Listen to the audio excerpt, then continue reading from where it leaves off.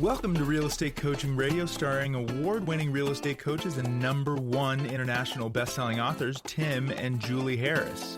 This is the #1 daily radio show for realtors looking for a no BS, authentic, real-time coaching experience. What's really working in today's market, how to generate more leads, make more money, and have more time for what you love in your life. And now your hosts, Tim and Julie Harris.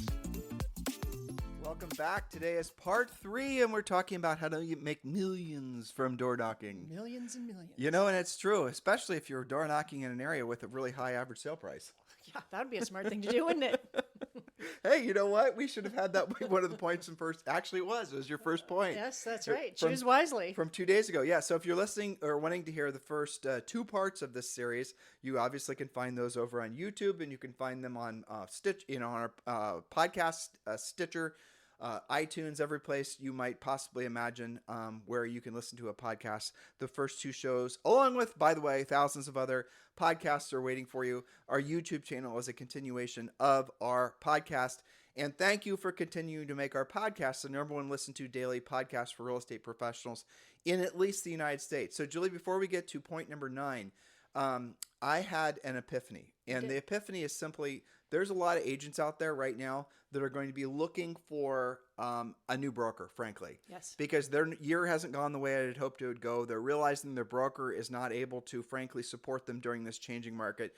There are a lot of people that are looking for a new direction, and they're looking to attach themselves to something that's going to help reinforce their goals for this, continuation of this changing market with inflation and all the rest of it. Guys, by the way, in the news cycle, there's going to be good news, there's going to be bad news, but the cycle that we're in with regards to inflation is not a short-term cycle. There is no zero inflation. Inflation at its current level is going to go up, and it's going to go down over at least the next 12 months. So understand that we are in a long-term cycle, and that's just fine because you can learn how to thrive in this market. The market really ultimately doesn't matter that much, provided you have the skills to actually know what to do. And so there are a lot of agents that are looking for new brokers. So I would propose to you that we do a series, maybe 2 or 3 days, on choosing a broker. We've done that in the past, Sure. But the reality of it is that the rules to choose a broker are different in a changing market.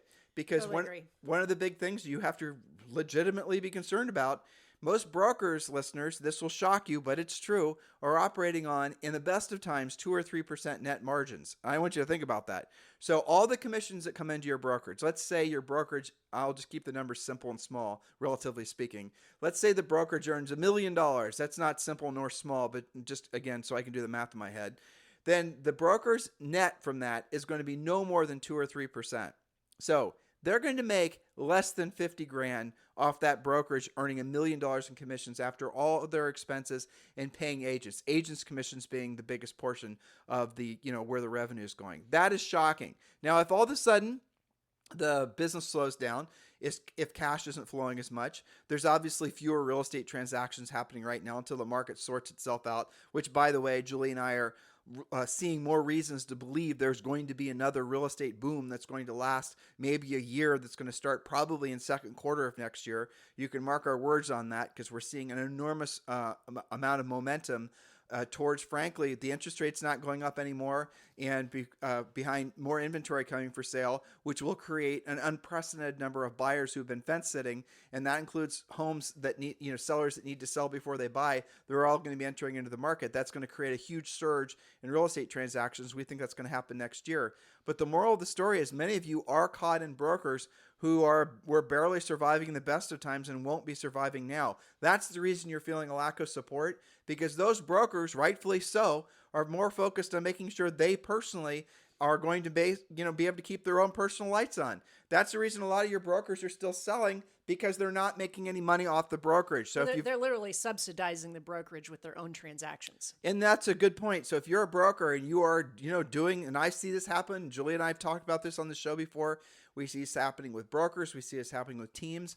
And it's very common, and it's become normalized that a broker will, as Julie just said, keep the lights on in the brokerage by chipping in from their own real estate transactions. In other words, they would have made a hell of a lot more money and had a lot less stress had they just stayed agents versus becoming a real estate broker. And on the team side of things, we've seen, really it's very rare that we don't see this, where the buyer's agent side of the business is unprofitable, that the seller side, the listing side, which is generally speaking the only side where the profit for the owner or the team leader comes from, that is subsidizing the buyer agent side. So if, for example, if you were to do a profit and loss, not on the overall team transactions, but do one for the seller side, one for the buyer side, you'll see almost always that the buyer side of the house, or the buyer side of the business, makes no real profit or not very much profit, or in some cases loses money, and it's being subsidized by the listing side, to which then you ask yourself, why the hell would they be doing the buyer side to begin with? And they'll rationalize it. Well, the buyer side pays for the overhead. The buyer side this, the buyer side that. And look, there's a lot of different ways to, I think, compare and contrast the numbers. But the moral of the story is, in a market like this, what you absolutely positively need to be doing is reeling in expenses and being very smart. And a lot of that starts with your brokerage. I had a conversation with somebody actually on the commercial side, and you know who this is. And we were talking about commission splits. And he's a commercial agent, and a lot of commercial agents are on 50-50 forever, and he was as well. So his commission split is his brokerage, and he does very consistently about $30 million a year. And $30 million in commercials, very similar commission-wise to what it is in residential based on what he sells. I know what his numbers were.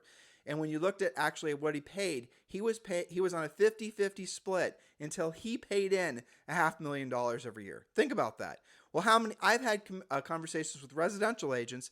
Mostly, very rarely do you guys actually really know what you're paying your broker, because you'll be really proud of yourselves because you're on a 92, you're on some split where I'm getting 90%, I'm getting 93%, I'm getting 94%, or I have a big secret split with my broker and I'm not allowed to talk about it. And really it's like a 95%. Ooh, you're almost 100%, but you're not remembering that you're paying some sort of annual 6 or 7% fee on top of that on every transaction. So you've never been on a 90% split. So you guys get the point?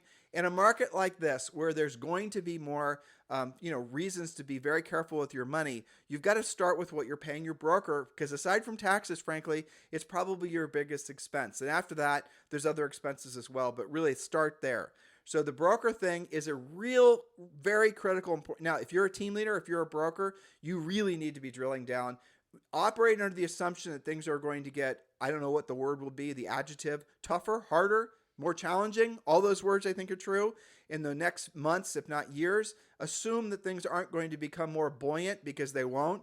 Assume that if you've basically been operating on tiny margins, this is a good time for you to reposition yourself in the marketplace and think about doing something differently. And so, yes, Julie and I are strongly encouraging all of you to consider eXp Realty. That's the reason eXp Realty, and all the reasons I've just stated and more, is the fastest growing real estate brokerage of its size in the United States. And yes, of course, Julie and I are aligned with eXp Realty. If you want to have a conversation about eXp Realty, we would love to. Just text me directly, and this is my real cell phone number. Don't call, text. I'm going to say it again. Don't call, text. I will not answer if you call. 99% of the time it's on do not, I won't hear the ring, or I'm on a call, or something else is going on like I'm doing a podcast. So text 512-758-0206, 512-758-0206. Every one of you needs a broker, right? Why not choose a broker that actually is going to be positioned to get you through this real estate challenge and this economic shift that we're experiencing, where you come out even better on the other side. You think, and don't think this, some of you do think, that your best days were behind you. The boom was over. Now we're going to go into the bust period. Those things aren't really true, because the fact is you can have ever increasing levels of success in your business and personal life, provided that you are operating under the assumption that you have to adapt and change. And now is one of those times. So seriously consider moving over to eXp Realty. If you're a new agent, it's perfect. If you're a grizzled veteran agent, it's perfect. If you're a team leader, absolutely consider eXp Realty. And Julie and I would love the opportunity to discuss with you joining us at eXp Realty. Text me directly, 512-758-0206, and just put in the subject line of the text, or just text eXp or Let's Talk eXp, and I will personally follow up. No, you will not be delegated. No, it is not an AI response. I get all these things when people text me. I know. It is really me, but yes, I might have some fun with you if you ask if it's really me. I might actually try to tease you because I'm telling you now it's really me. But anyway, 512-758-0206, and let's talk eXp Realty. So back to door knocking. We're on part 3. If you missed parts 1 and 2, get caught up on this podcast series. So part 3, point number 9, we're talking door knocking. Dress professionally, but not over formal, and smile. You are probably on camera. Look confident and approachable, not like a creepy IRS agent. Wear your name tag. Now, come on. You were profiling there. Well, I'm sure not every IRS agent is creepy. But maybe not all of Some them. of them are probably very pleasant. Yeah, but look approachable. Yeah. So wear your name tag or a shirt with your company logo, okay? Some kind of thing that makes you very friendly. But do dress professionally. Don't be too casual. Now, again, you got to modify depending on your market. If you're in some sort of beach community and you're showing up looking like a mortician, that's not necessarily going to be something that people are going to answer the door for. But one of the rules, we talk about this in our book, Harris Rules, is always dress a notch or at least a half notch better than how everyone else dresses. It does give you an advantage in every condition. If you walk into, Starbucks and everyone else is in flip-flops and dirty t-shirts and you're wearing a button-down shirt and you guys get the point, you're going to immediately look better, and subconsciously people are going to see you on a higher plane. We're all just, basic animals, and we're respondent to pretty colors and shapes and things like that. Well, and looking like you have your act together. Right. That doesn't mean you have to wear a tie or anything like that. But, to Tim's point, if your market generally runs around in flip-flops, maybe you wear loafers. If everybody wears muscle shirts, you can wear a polo shirt. It doesn't have to be overly formal. It does show respect to the person and the people that you're hoping to do business with, that you've actually made an attempt to, look nice. It just does. That is this, again, look, when you think of somebody who's successful at anything, do you picture them slovenly or do you picture them looking nice? Do you guys get it? When you picture what successful people look like, when you picture yourself looking successful, do you look like you look now? I don't, frankly, judging by what I'm wearing. But the reality of it is that you need to look, dress, and act like the person that you want to be. Point number 10. Well, and then you'll have the confidence that goes along with it. Yep. Okay, point number 10. Consider door knocking condos and or townhomes that have exterior doors. Buildings are harder to get into and more regulated with those interior doors. But why would you consider that? Well, they have a higher turnover and are closer together. It's an efficiency thing. They also often have billboards where you can post your market update and your call to action. Often they're... You mean like in the lobby? Like in the lobby, yeah. Not billboards like in... Oh, not like, freeway billboards, Right. but, like next to the mailboxes, a cork board, I should have said. So often there will be investor owners who actually own multiple units. So these contacts can lead to more than one transaction with certain clients. Get to know the president of the homeowners association, etc. They know who's behind on dues, who's moving, who's an investor, and so on. So that's simply an efficiency play there to go to those types of townhomes, etc. All right. Well, I mean... And they do have higher turnover. But it is hard to door knock if you're in a rural community. Yes. It is hard to door knock if you're... That's true. And we do get these questions occasionally. I live in an area where the closest, property is 5 miles, apart. Well, that's probably not going to be a really good area for door knocking, but it will be a great area for calling. And another thing to consider, we don't talk a lot about this in the show today or tomorrow, is the fact that some of you live in an area where there's a lot of absentee owners. And so you're going to be knocking on doors where there's a lot of tenants, or you're going to be knocking on doors where there might even be a lot of VRBO tenant type things. In those cases, door knocking in that community, not a smart move. Consider actually making calls to those people in those particular areas. In some cases, letters to absentee owners in particular, depending again on the mix of who your owners are, and move to or focus on an area where there will be a lot of owners answering the door, and don't set some of you, I think, intentionally make it so you have an excuse not to do what you don't want to do and you don't want to do at the highest level. So you will say, well, in my market, Tim, the houses are 5 miles apart and everyone's a tenant. Well, you're essentially looking for an excuse to be lazy. So move past that and think, well, maybe 10 miles up the way or 5 miles up the way is a perfect community where you can actually start doing this type of work. Well, the question would be, well, where is the opportunity, right? So if we look at, for example, where we used to live in Georgetown, Texas, yes, the houses were 2 to 10 acres apart. Not great door knocking, but you drive south 20 minutes and it is great door knocking, and there is more turnover and there is more density. So instead of looking for why you can't do it, look for why you can do it.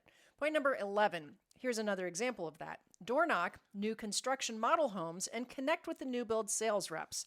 They know who is already closed but is getting relocated and already has to sell, who is contingent on a home sale. They know what the unsold spec homes are, the bonuses on certain houses, etc. So you're out there door knocking anyway. Don't ignore this really important source of business. We have done dedicated podcasts all about new construction not too long ago. Yeah, I mean last week I think. So definitely listen to, or maybe the week before. Definitely listen or view if you're on YouTube all the information that we've provided about how to actually make it so that new construction home reps are your besties. Point number 12. Point number 12, go door knocking in neighborhoods where you already have past clients. Start by popping by and chatting with them first. They are your ever-present testimonials right there in the community. They can be bird dogs for you and let you know who's moving and when, and endorse that you do a great job when people ask. The number one response when we ask grizzled veterans, what would you have done differently looking back, is I would have done a better job with my past clients and center of influence. It would have made my life easier. I would have spent less money on marketing and things like that. So don't make that mistake. Start with your pop buys of people who you actually sold the house to. That leads into a very interesting question. So again, if you're thinking that door knocking and doing proactive lead generation, you only have to do it until the point where you've got enough cash coming in, then you start buying your business. You just aren't listening. That's not at all what we're saying. Your time is not, like some of you have gone through so many, don't have enough, frankly, business experience to know the last thing you stop doing are the things that actually work to make you money. And that's exactly what so many of you do. You'll do the proactive lead generation, and then you'll come across some know-it-all that says, oh, you only do the proactive lead generation. Of course, they don't say it like that. They'll say you only make cold calls, or they'll say something dumb like that until you've got enough business coming in. Then you start buying your business from Zillow. This is the asinine behavior and asinine type of level advice that leads to so many agents failing. Once you have something that works, you never stop doing it. What you do is you get better at what it is that you're doing, and then you do more of it. When you get something, like one of the first things when someone comes to us as a coaching client, and let's say they're signing up for one of our one-on-one coaching programs, we teach our Harris certified coaches to not be judgy about where they're getting their business. We ask you, where did your last, transactions come from? And you'll send us a list of where your transactions came from. And then we'll say, in other words, here are the addresses. What was the source of the business? And then what we always ask all of you to do is then identify is there another source of the business? Because sometimes what agents will do is they'll say, well, I got that lead from Facebook. No, you didn't. You didn't get that lead from Facebook. You got that lead from a past client who said, use Bob. And then that seller couldn't find you online or didn't have your phone number, and they found you on Facebook. You get a message through Facebook, and you then assume the lead came through Facebook. It didn't. It came from a referral from a center of influence past client. Facebook was essentially just the medium in which they found you. It'd be like saying, I got a lead from my voicemail. Exactly. Same thing. Yeah. So really, guys, what a lot of you are going to do, if you are smart, is you're going to never stop doing what works. Just make it so you're doing it at a higher level. Anything that's going to put a buffer between you and the prospective client in a market like this is to be avoided. I want to say that again. Anything digital, paper, billboards, doesn't matter. Anything that's going to be between you talking directly with a prospective client, either face-to-face or over the phone, is a mistake in this market. It's oversaturated. Every agent, of which there's 1.7 million members of the National Association of Realtors, all of them come into the business not knowing how to do proactive lead generation. All of them have succumbed to buying business and branding and all of that. So all of them are communicating with everyone digitally because they don't know how to do it proactively. The people selling them the passive lead generation stuff have usually never sold real estate before. They themselves don't know how to do proactive lead generation. So they're going to tell you to buy an expensive CRM and drip on them, right? Isn't that what all of you are experiencing? If everybody else is doing that, don't do it. When everyone else is going in a certain direction and you can see off into the horizon, the direction is off a cliff, here's an idea. Don't go in that direction. Do the opposite of what other people are doing, and you'll experience the opposite of what other people are experiencing. Most people fail in real estate. Most people fail at an accelerated rate in real estate during a time like this. Don't do what they're doing. Learn to be a proactive lead generator. That's right. So let's talk for a second about how to get better, how to hone your skills once you're in this habit. So usually agents will go through stages, assuming they stick to it and don't give up. Assuming they last. Assuming they last long enough to stick to it. So for example, the first time you go out door knocking will probably be in your own neighborhood because you have some confidence about that. Maybe you've been watching the comparables and things like that. and you'll be pretty nervous about it. Maybe you'll stumble on your words. Maybe you'll only have the courage to go to 5 doors. Okay, so that's your beginning experience. But then you come home and you go to our Harris Certified Coach session, say that day, and you share your experience and you say something like, you know what, it wasn't that bad. I lived through it. It was okay. I finally went door knocking. But Julie, I'm worried about door knocking because I'm worried about being assaulted, or I'm worried about somebody trying to rape me, or I'm worried about something else happening. Well, here's an idea. If you're thinking about door knocking in a neighborhood where personal safety is a concern, don't door knock in that neighborhood. Refer to point number 1. Choose wisely. Exactly. Okay. So go to an area like, for example, when Julie and I started selling real estate, we sold in a very nice neighborhood. Nothing wrong with it. We have a lot of rental properties called Clintonville, Ohio, in an area specifically called Beachwald. And the average sale price was low, and there was a lot of sales velocity. Our first year of the business, we sold over 100 homes. Now, what we decided to do is we wanted to go to an area where the average sale price was something like, 8 times as much of what we were selling in our little starter home, mostly neighborhood. And we did. But the way we did it is the exact way we're telling you guys to do it now. For at least a year, maybe 2 years prior to actually starting to market in that community, we would go out and we get to know the community. We would go on walks on their walking trails. We would door knock in some cases. We would talk to the neighbors. We actually became, essentially part of that community. And then we moved there after we could actually afford it. And that was basically on Julie's 30th birthday, by the way. That's right. And so the point is we're starting to talk about how to improve, how to hone your skills as you get better and better at it. And you just gave them a great example of that. We started out with, starter homes, first-time buyer stuff that was not that expensive, but we built a lot of skill doing that. And then we had that epiphany, hey, you know what? If we're going to be doing this kind of thing anyway, maybe we ought to raise our average sale price. But along with that came the confidence to do that, have more in-depth conversations, be more comfortable closing, asking for business, door knocking expireds. Your skills expand as long as you're taking action. And I have this conversation a lot with the coaches, and they do with coaching clients, that the conversations you have when you're in action are different than staying in inaction, getting ready to get started and thinking about it. Here's the problem that most agents will have. Because they're geographic farming, which there's nothing wrong with that necessarily, but because you guys have invested in a particular community, if that community is no longer an appropriate fit for, frankly, your potential, your aspirations, you don't even want to live there anymore. Maybe it is someplace that's unsafe. You started there, but you don't want to go there. But all of your leads are coming from passive lead generation. Here and there, you'll get an occasional call or an opportunity because you don't have any real skills. You're just an order taking, hoping and praying that you get a lead from some source. Oh, I got a zip code from Zillow. I'm getting all my buyer leads from this particular area. You don't have any skill, which means you have nothing you can take with you. There's nothing that's transferable because you have not learned how to proactively lead generate. The reason that Julie and I were able to go from that first-time home buyer market area to this really expensive market where we knew nobody, had no personal professional contact, clear across town, the reason we were able to do that was because we had the skill that we had sharpened those skills working with normal buyers and sellers. And that skill set, working on those first-time home buyer sellers, for sale by owners and what have you, and the expireds and what have you, was exactly the same skill set and scripts we use when working with very multi-million-dollar properties. We did it. You can do it too. But I'll give you a suggestion. Don't do what we did. Start in a more expensive area and not have to then migrate to another. They don't have a choice thanks to inflation. I know, right? Right? There are no really. I know.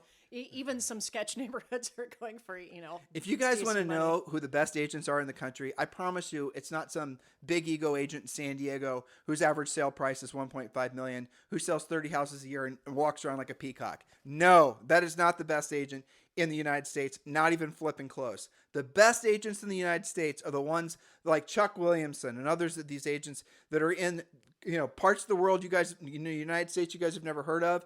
Some of you will call them flyover states, but they have a low average sale prices, $200,000 or less, and some of them even $150,000 or less. In order for them to make the amount of money they want to make, they have to sell hundreds of homes per year. Those are the best agents in the United States, for sure. Average sale price spoils a lot of you into thinking that you're better at this, essentially at this business than you are because you make so much money per transaction. If I were to take Chuck Williamson, for example, and I were to drop him in San Diego, California, where his average sale price would be probably, I don't even know, 30x what it is in North Carolina, you would discover quickly that Chuck would be the number one agent in that marketplace because he knows how to act. He has the skills. Instantly. And by the way, I had to, a couple years ago, and Chuck listens to this podcast, so Chuck, I'm not making fun of you. I'm just sharing a story with the tens of thousands of people that are listening. I had to show him how to use Facebook. He absolutely, and he's younger than me. He absolutely has no connection to social media. His business is made, and his millions have been earned by being a proactive lead generator. Be like Chuck, right? That's a good mantra. And by the way, that's the same reason why he has a really killer net at the end of the year. Oh yeah. You know, it's amazing. And a lot of our coaching explain clients that. Like that. Yeah. Chuck will make maybe $3 million. And of that, because he doesn't buy his business, Chuck will keep, maybe $3 million. Yeah. He has 1.5 assistants. He doesn't do any marketing and branding. He doesn't do any TikTok videos. Matter of fact, I didn't even know what Chuck looked like after personally coaching him for years until I saw his picture on, I don't even remember where, like a realtor.com page or something. He doesn't market. He doesn't have to. He doesn't need it, though. And the best agents in the country, Greg Newman in San Diego, for example, proactive lead generator. There was a guy named, who's the guy in Philadelphia that everyone, who was a legendary, Don something, right? I forget who. The best agents in the country are the ones that you haven't heard of because they keep their heads down, they keep their egos out of it, they focus on being of service to other people, and they're proactive lead generators. That is a fact, Jack. Now, you can sell a lot of houses, you can do a lot of volume, you can peacock around the world, and everyone will think you've essentially, you get a golden ticket every single day that you wake up. You guys get the inference there. But the reality of it is that your net sucks. And it's in a market like this where you're going to discover that's true. So guys, listen, do not wait to find out what we're telling you is true. Take actions. Put yourself in a position where you can thrive in this market. We strongly encourage all of you who are considering a new broker to consider joining with Julie and I at eXp Realty. Just text the letters EXP to 512-758-0206. Look, that's my actual cell phone number. Open up a text right now if you're looking for a different brokerage situation, and just text EXP to 512-758-0206, and let's start the conversation. Some of you are right now ready to join eXp. Maybe you're new agents and you're wondering if it's a perfect fit for you. Of course it is, and I'll let you know how. If you're an experienced agent and you're looking to move over to some place where, frankly, it's the most proactive agent-centric brokerage we've ever come across, thus the reason we aligned with them, text me directly. If you're an experienced, grizzled veteran agent or a broker and you don't want to become any broker from being a broker, I'm sorry for the bad joke, let's talk about eXp Realty. Text me directly, 512-758-0206. You guys have a fantastic day. We'll talk with you on the show tomorrow. This podcast is a part of the C-Suite Radio Network. For more top business podcasts, visit c-suiteradio.com.